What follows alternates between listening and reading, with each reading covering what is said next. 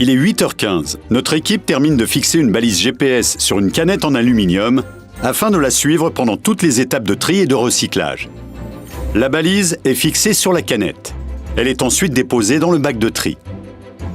Les rippers récupèrent les emballages triés et embarquent notre canette. Ils poursuivent leur tournée. Une fois leur collecte terminée, ils se dirigent vers le centre de tri à 15 km de là.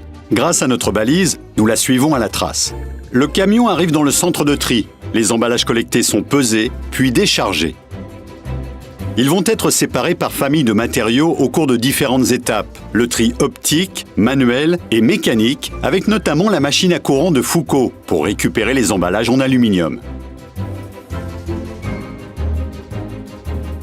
Les différents emballages recyclables sont ensuite regroupés entre eux. Les emballages en aluminium sont compactés, puis rassemblés en balles. L'étape de tri est terminée. Direction l'usine de transformation de l'aluminium.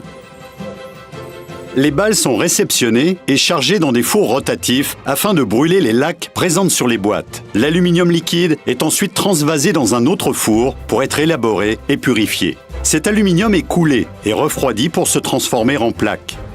Le laminage à chaud puis le laminage à froid permet de réduire l'épaisseur des plaques pour atteindre parfois jusqu'à 0,20 mm d'épaisseur.